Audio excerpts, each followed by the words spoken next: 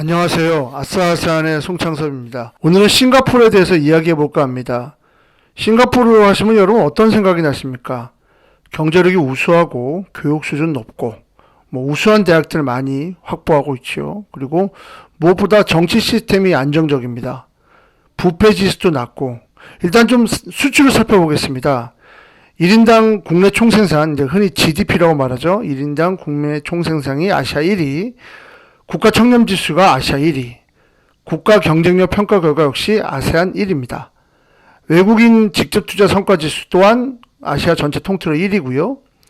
이 정도라 말하면 싱가포르는 거의 선진국 반열에 올라와 있다고 봐도 무방할 것입니다. 천연다운 하나 많지도 않는 영국의 식민지였던 이 작은 도시 국가가 1965년 독립한 뒤 급성장한 스토리는 정말 놀라울 따름입니다. 싱가포르는 아세아 국가연합에 들어가 있지만 사실 나머지 나라들과는 수준이 다릅니다. 나머지 나라와의 경제력 차이가 얼등하게 차이 난다는 겁니다. 그런데 지난 한 달간 이 싱가포르가 난리가 났습니다. 초대형 부패 스캔들이 터져서 그런데요. 워낙 부정부패가 없는 청렴한 국가로 명성이 높은 싱가포르라서 이번 사건이 더 흥미롭게 느껴집니다.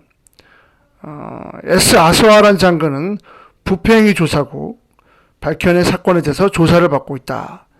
지난 7월 12일 싱가포르의 부패행위 조사국이 이런 짤막한 내용의 보도자료를 발표했습니다. 곧이어 아소아란 교통장관과 말레이시아 출신의 부동산 재벌인 옹뱅생 호텔 프로퍼티, 흔히 말하면 HPL이라고 불리는 옹뱅생 회장이 전날인 11일 체포됐다는 소식이 전해졌는데요. 이 소식을 듣고 전 세계가 깜짝 놀랐습니다. 싱가포르에서 부패행위 조사국은 정말 강력한 권한을 갖고 있습니다. 국부인 리관유가 그런 강력한 권한을 줬기 때문인데요. 부패행위 조사국이 강력한 권한을 갖고 있기에 싱가포르는 지난해 국제투명성기구 선정 청렴국가 부문에서 세계 5위를 기록했습니다. 물론 아시아에선 1위였고요. 참고로 같은 조사에서 미국은 24위, 우리 대한민국은 31위를 기록했습니다. 그렇다면 싱가포르는 원래부터 그랬을까요? 아닙니다. 부패행위 조사국은 영국 식민지 시절인 1952년 처음 생각났습니다. 조사관 13명의 작은 조직에 불과했습니다. 그 시절 싱가포르는 다른 동남아 여러 국가들처럼 가난하고 무질서했습니다. 부패는 매우 흔했고 일상적인 일로 받아들여졌습니다. 특히 경찰의 뇌물수수가 만연했습니다. 영국 식민정부가 이를 척결하라고 경찰 내부에 반부패 부서를 만들었지만 번번이 실패했습니다. 그래서 이래 가지고는 안 되겠다. 독립기관을 만들자 하고 별도의 조직을 만든 게 부패행위 조사국이었습니다. 그걸 만든 사람이 바로 1959년 36세, 36살의 나이로 자치정부 초대 총리가 된 리관유입니다. 그는 부패에 대한 무관용을 내걸고 부패행위 조사국을 한층 강화했습니다. 1960년 부패방지법을 만들어 공공과 민간의 모든 부패행위를 조사할 강력할 권한을 부여했습니다. 부패가 저질러졌다는 믿을만한 정보나 합리적인 의심이 있으면 영장 없이 체포하고 증거를 입수할 수 있게 했습니다. 더군다나 부패행위 조사국은 총리에게 직보하는 독립기관의 위상을 갖고 있습니다. 부패행위 조사국 설립 60주년인 지난 2012년 기념책 서문에서 리관유 전 총리는 이렇게 썼습니다. 만일 총리가 조사 진행을 거부하면 부패행위 조사국은 대통령에게 사건을 가져갈 수 있다. 즉 아무도 면제되지 않는다. 싱가포르에서 대통령은 상징적인 권한을 불개하는데 총리의 권한까지도 뛰어넘을 수 있게 만들어 놓은 겁니다. 리관유가 그렇게 한 것은 부패 없는 깨끗한 나라가 되어야 자신의 조국인 싱가포르가 선진국이 될 수 있다고 본 겁니다. 그렇다고 리관유가 채찍만 쓴 것은 아닙니다. 당근 책도 썼습니다. 뇌물을 받지 않아도 될 정도로 공무원들의 급여를 현실화시켜줍니다. 최고의 인재들을 끌어모아서 이들에게 최고의 대우를 내겁니다. 그렇기 때문에 공무원들의 연봉을 깜짝 놀랄 수준으로 올려버리게 됩니다. 싱가포르 공무원 연봉은 기본적으로 민간기업 인재들과 비슷한 수준을 받는다고 알려져 있습니다. 특히 장관급이 되면 연봉이 확 뛰어서 110만 싱가포르 달러, 우리 돈으로 연봉이 10억 5천만 원이어야 됩니다. 그렇다면 최근 전국 이야기로 다시 좀 돌아가 보도록 하겠습니다. 이런 상황이기 때문에 이번 아서아란 장관과 옹뱅생 회장의 부패 스캔들은 더욱 놀랍습니다. 그런데 최근 상황은 좀 이상합니다. 이 일이 벌어지기 전에 여당인 인민행동당에서는 또 다른 스캔들이 터집니다.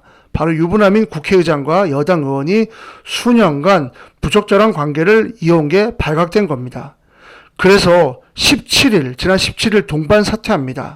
최근 싱가포르 일각에선 둘의 관계를 리세눈 총리도 이미 알고 있었다라는 이야기가 들립니다.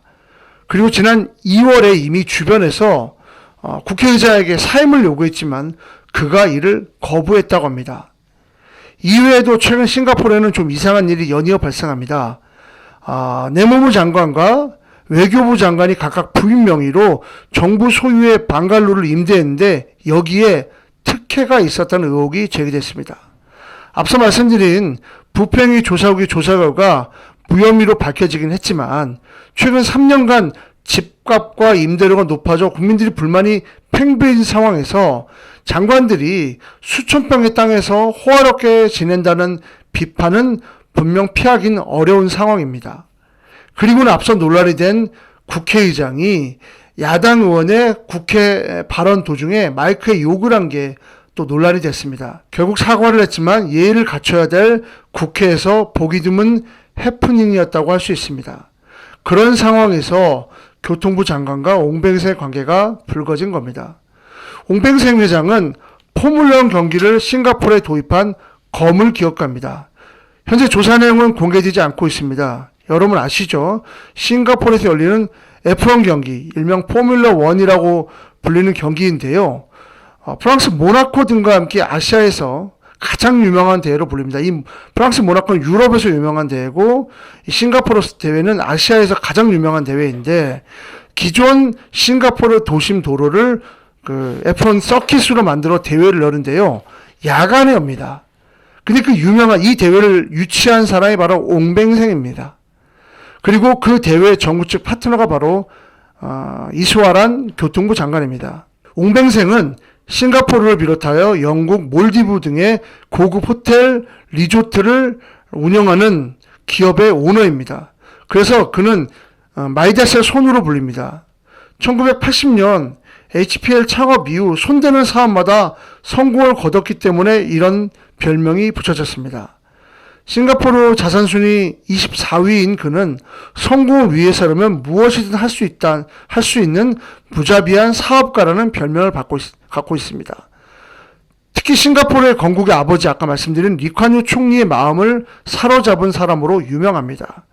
그는 지금도 현재도 F1 싱가포르 대회를 운영하는 싱가포르 그랑프리 조직을 이끌고 있습니다. 상황이 이렇다 보니 옹뱅생 회장과 총리 집안과의 관계가 주목받고 있습니다.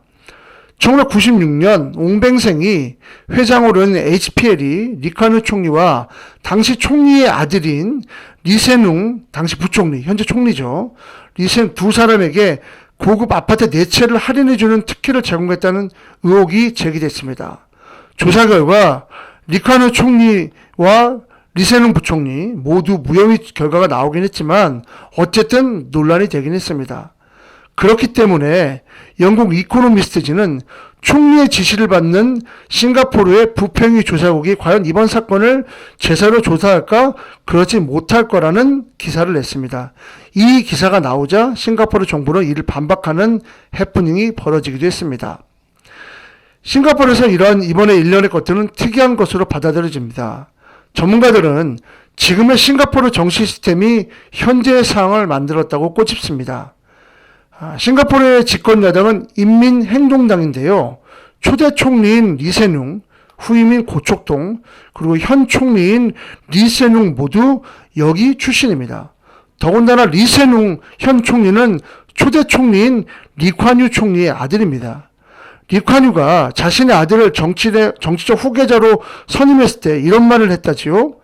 내 아들을 선택하게 무슨 죄가 되느냐. 여기서 내 아들보다 더 똑똑한 사람이 있다면 난 그를 내 후계자로 선택하겠다.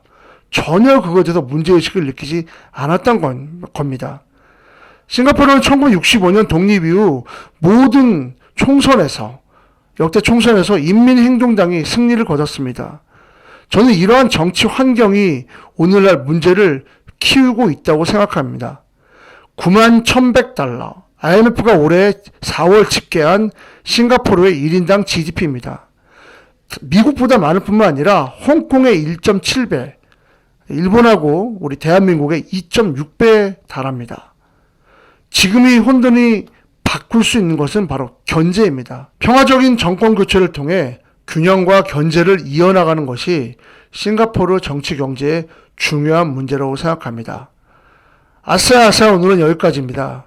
시청해주셔서 감사드리고요. 이 콘텐츠 마음에 드시면 좋아요, 구독 부탁드리겠습니다. 감사합니다.